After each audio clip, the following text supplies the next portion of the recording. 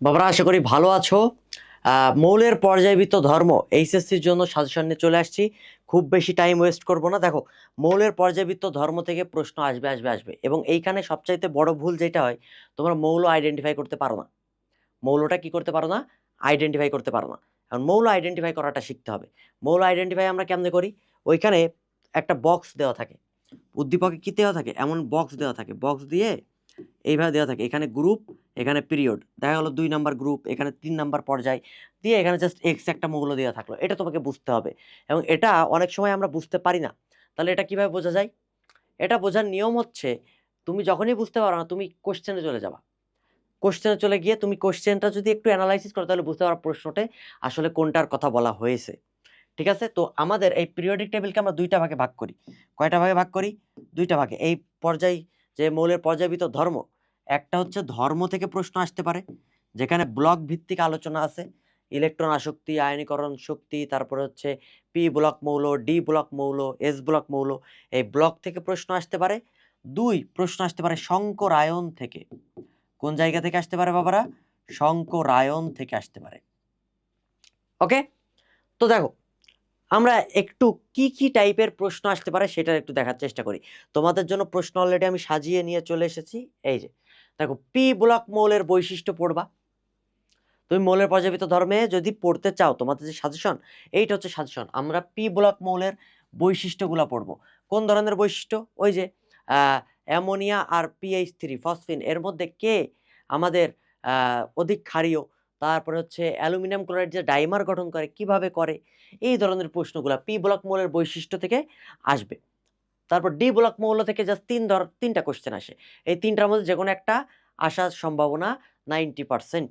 তো কি কি? একটা জটিল যৌগ কেমনে গঠিত হয়, উদ্দীপকে একটা যৌগ দেওয়া থাকলো বা কোনো একটা অবস্থান্তর ধাতু দেওয়া থাকলো, দেওয়া থাকার পরে প্রশ্ন হবে এটি কিভাবে একটা জটিল আয়ন গঠন করে, সংকরায়ন সহ ব্যাখ্যা করো। তারপর এই যৌগটি বা ওই মৌলটি কিভাবে রঙিন গঠন হয় সেটা ব্যাখ্যা করো। তার মানে রঙিন আয়ন গঠন, জটিল যৌগ গঠন।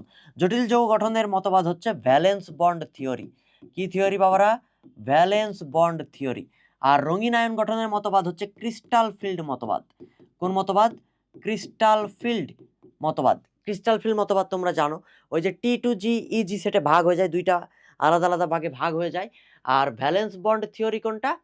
ওই যে আমাদের লিগ্যান্ডের প্রভাবে অরবিটালগুলো ফাঁকা হয়ে যায়, তখন মুক্ত জটিল ইলেকট্রন প্রবেশ করে, সন্নিবেশ বন্ধন গঠিত হয়। এই কারণে তো জটিল যৌগটা গঠন হয় নাকি। এরপরে আসো ডি ব্লকে প্রভাবক হিসেবে কাজ। প্রভাবক কেমনে কাজ করে? ওই যে অধিশোষণ, দেন হচ্ছে আহ অন্তর্বর্তীকালীন যৌগ গঠন। অধিশোষণটা পরীক্ষার জন্য খুবই ইম্পর্টেন্ট। অধিশোষণটা পরীক্ষার জন্য খুবই ইম্পর্টেন্ট, 4টা স্টেপ হয়। হ্যাঁ, এটা একটু দেখে যাবা প্রভাবক হিসেবে কেমনে কাজ করে। কোনটা দেখবা? হাইড্রোজেন বন্ধন, মোস্টলি ইম্পর্টেন্ট। হাইড্রোজেন বন্ধন থেকে প্রশ্ন এমন হয় যে পানি তরল কিন্তু H2S গ্যাসীয় কেন, বা হাইড্রোজেন ফ্লোরাইডের স্ফুটনাঙ্ক 19.4 ডিগ্রি সেলসিয়াস কেন। ঠিক আছে? এই যে হাইড্রোজেন বন্ধনের গুরুত্ব, অন্ত আণবিক হাইড্রোজেন বন্ধন, আন্ত আণবিক হাইড্রোজেন বন্ধন, এটা একটু দেখবা। যা যা বলতেছি এগুলো কিন্তু পরীক্ষায় আসার জন্য খুবই ইম্পর্টেন্ট। সো আজকে টাইম আছে, আমরা মৌলের পর্যায়বৃত্ত ধর্ম নিয়ে একটু আলোচনা করি। এটা একটু দেখো, আয়নীকরণ শক্তি এবং ইলেকট্রন আসক্তি। এইখান থেকে তুমি যেটা দেখবা, ব্যতিক্রমগুলা দেখবা, এক্সেপশন। এক্সেপশন খুব সিলেক্টিভ কয়েকটা আছে। ক্লোরিনের ইলেকট্রন আসক্তি বেশি কেন, বা নাইট্রোজেনের আয়নীকরণ শক্তি অক্সিজেনের তুলনায় বেশি কেন, এই প্রশ্নগুলা কিন্তু পরীক্ষাতে আসে। তাহলে এটা একটু দেখতে হবে, ব্যতিক্রমটা দেখবা। সংকরায়ন বন্ধন কোণ আসবে আসবে আসবে। মৌলের পর্যায়বৃত্ত ধর্ম থেকে যদি 2টা কোশ্চেন হয়, একটা প্রশ্ন হবে সংকরায়ন আর বন্ধন কোণ মিলাই। যদি একটা প্রশ্ন হয়, তাহলে একটা প্রশ্ন এইখান থেকে আসবেই। আর ডি ব্লক, এই ডি ব্লকটা ইম্পর্টেন্ট, আর সংকরায়নটা ইম্পর্টেন্ট। এইটা না দেখে কখনোই পরীক্ষার হলে যাওয়া যাবে না। এখন আসো, আমরা কয়েকটা কোশ্চেন তোমাদের জন্য রেডি করে আনছি। যে অনেক সময় দেখা যায় উদ্দীপকে, মনে করো যে এমন একটা বক্স দেওয়া আছে, কি দেওয়া আছে? বক্স দেওয়া আছে, এই যে এরকম, এখানে গ্রুপ, এখানে পর্যায়। ঠিক আছে? গ্রুপ কি হইতে পারে? গ্রুপ মনে করো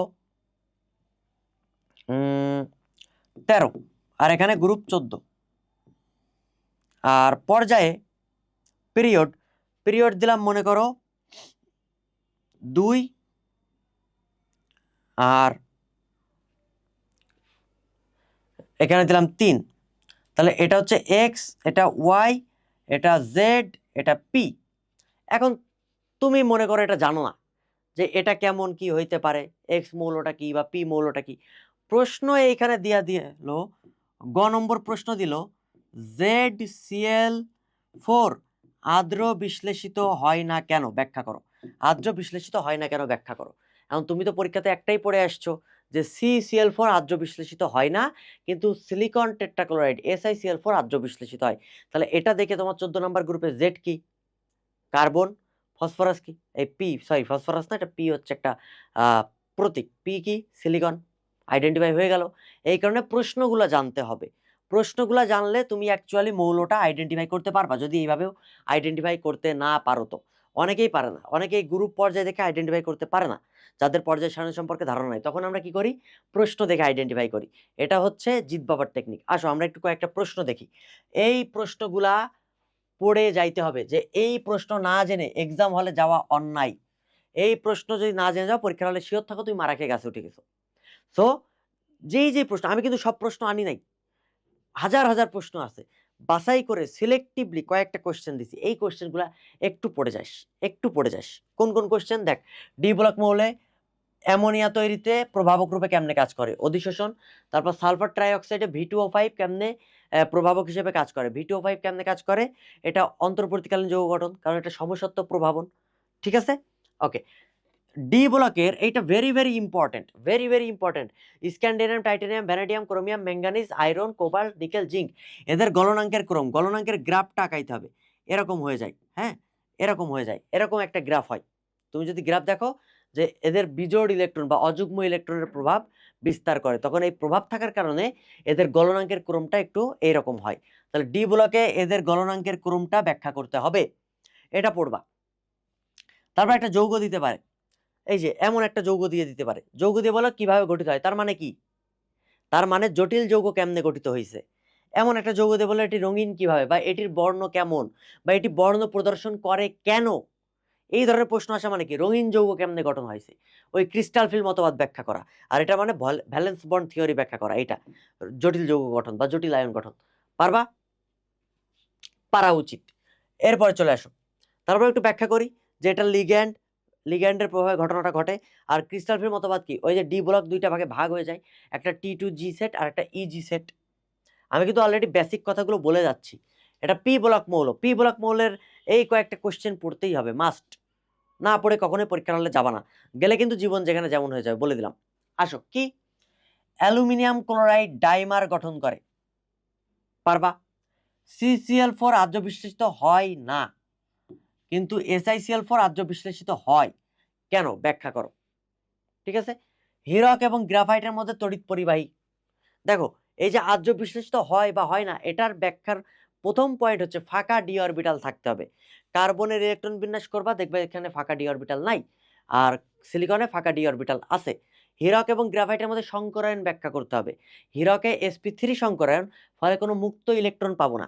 বাট গ্রাফাইটে, আমাদের গ্রাফাইটে sp2 সংকরায়ন, ফলে এখানে আমরা মুক্ত ইলেকট্রন পাই, সঞ্চারণশীল ইলেকট্রন পাই, ফলে তড়িৎ পরিবহন হয়। এইটা হচ্ছে মেন কথা। বাকি কথা তুমি এমনিই ব্যাখ্যা করে লিখতে পারবা চিত্র আঁকায়। কার্বন ডাইঅক্সাইড গ্যাসীয়, সিলিকন ডাইঅক্সাইড কঠিন কেন। অ্যামোনিয়া এবং ফসফরাসের মধ্যে কে অধিক ক্ষারধর্মী, যার আকার ছোট সে ক্ষারধর্মী বেশি, ammonia. Fluorine, chlorine, bromine, iodine ভৌত অবস্থার পরিবর্তন ব্যাখ্যা করো। ব্যাখ্যা হচ্ছে লন্ডন বল বা বিস্তরণ বল। ঠিক আছে, আণবিক ভর বৃদ্ধির সাথে সাথে বিস্তরণ বল বৃদ্ধি পায়, আন্তঃনবিক আকর্ষণগুলো বৃদ্ধি পায়, ফলে আয়োডিন কঠিন, ব্রোমিন তরল, আর ফ্লোরিন ক্লোরিন গ্যাসীয় হয়। এছাড়াও এদের গলনাঙ্কের ক্রম ব্যাখ্যা করতে পারো। ঠিক আছে, পানি তরল, H2S গ্যাসীয় কেন, হাইড্রোজেন বন্ধন, হাইড্রোজেন বন্ধনের চিত্র আগে দেখাইতে হবে। ক্ল্যাথরেট যৌগ, এইটা পড়ে যাইতেই হবে। ক্ল্যাথরেট যৌগ হচ্ছে নিষ্ক্রিয় গ্যাসগুলো যে যৌগ গঠন করে, নিষ্ক্রিয় গ্যাস, আর্গন কুইনল আছে, তারপর হচ্ছে জেনন টেট্রাফ্লোরাইড আছে, এইটা হচ্ছে ক্ল্যাথরেট যৌগ। কেমনে গঠন হয় এই ব্যাখ্যাটা শিখতে হবে। ঠিক আছে, এরপরে আসো, আদার্সের মধ্যে আছে আয়নীকরণ শক্তির ব্যতিক্রমগুলা। এই তিনটা ব্যতিক্রম পড়বা, আর কোনো ব্যতিক্রম পড়ার দরকার নেই। পরীক্ষায় আসতে পারে নাইট্রোজেন কেন আয়নীকরণ শক্তি বেশি হয়, এইভাবে আসবে না, পরীক্ষা আসবে এটির আয়নীকরণ শক্তি ব্যাখ্যা করো। তোমাকে ধরো বুঝে নিতে হবে যে এটা ব্যতিক্রম থেকে দিছে। ইলেকট্রন আসক্তি, ক্লোরিনের কেন বেশি, এই যে ক্লোরিনের আকার বড়, ফ্লোরিনের আকার ছোট, ফলে ইলেকট্রন প্রবেশ করাইতে এখানে শক্তি বেশি দিতে হয় ফ্লোরিনে। ঠিক আছে, তাহলে এই জিনিসগুলো পড়তে হবে। এরপরে চলে আসো সংকরায়ন। সংকরায়নের মধ্যে মেইনলি কিছু না পড়ে গেলেও বাবা এটা পড়তে হবে, কার্বনে যতগুলো আছে, carbon dioxide, ethene, ethyne, ethane, এদের সংকরায়ন ব্যাখ্যা, কেমনে সংকরায়ন হয়, ওই সংকরায়ন প্রসেস চলে আসবে, ডিটেলস আসবে। আর আসবে মিথেন, অ্যামোনিয়া, পানি, এদের আকৃতির ভিন্নতা কেন বা বন্ধন কোণের ভিন্নতা কেন। আরেকটা আসতে পারে যে জেনন টেট্রাফ্লোরাইড বা জেনান Fe2F2 ডাইফ্লোরাইড, এটা কিভাবে গঠিত হয়, সংকরায়ন ব্যাখ্যা করো, কিভাবে গঠিত হয়, কিভাবে গঠিত হয়। ঠিক আছে, এই যে সংকরায়ন ব্যাখ্যা, এই প্রশ্নগুলা তোমাকে জেনে যাইতেই হবে।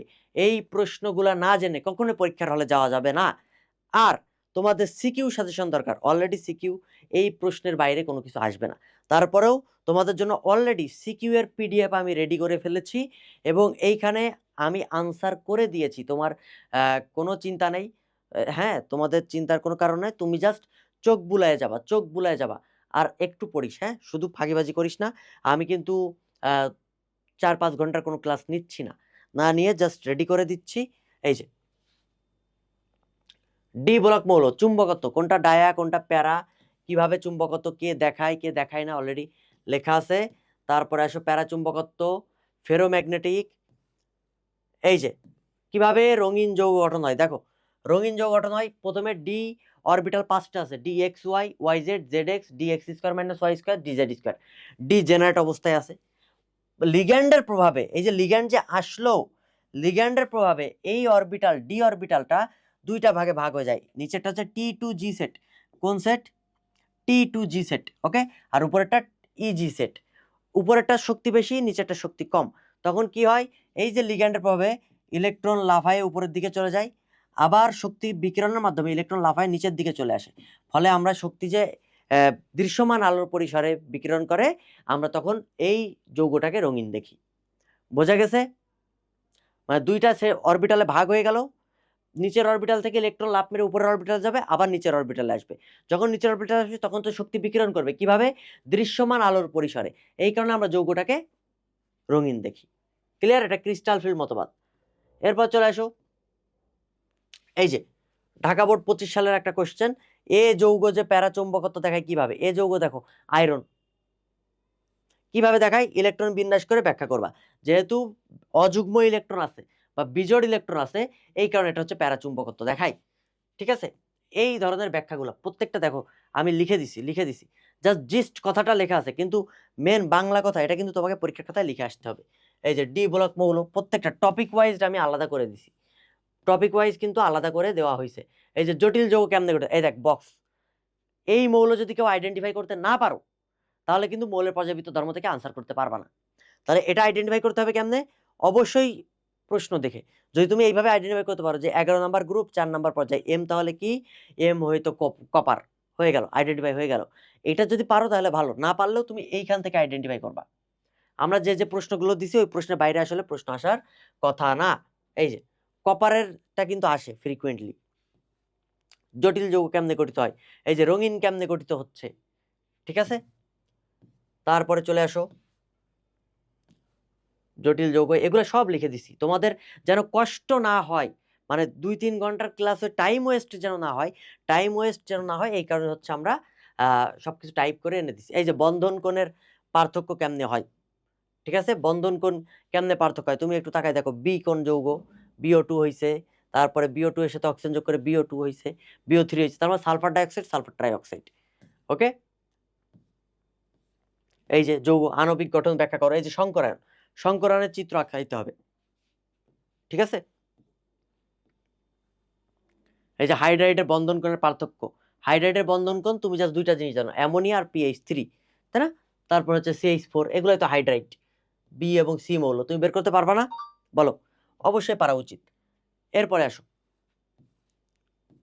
সংকরায়ন, অরবিটালের আকৃতি, এই যে সব কিছু দেখো কত, আয়নীকরণ শক্তি, এই যে আয়নীকরণ শক্তি কেন ব্যতিক্রম, কোনটা ব্যতিক্রম, এই যে নাইট্রোজেনেরটা কিন্তু আসে, কেন ব্যতিক্রম, ইলেকট্রন বিন্যাস করবা, ইলেকট্রন বিন্যাস করে দেখা যায় অর্ধপূর্ণ অরবিটাল, এটা স্থিতিশীল, তাহলে দেখো সব কিছু আমি তোমাদের যেন ইজি হয় টাইপ করে দিছি, এই পিডিএফটা আমি প্রোভাইড করতেছি, এটাও দিচ্ছি, এবং ওই যে সাজেশনের জন্য যে কোশ্চেনগুলো না পড়ে পরীক্ষা হলে যাওয়া যাবে না ওটাও দিয়ে দিচ্ছি, একটু পড়ে যাবে। হ্যাঁ, সবাই ভালো করে পড়ো।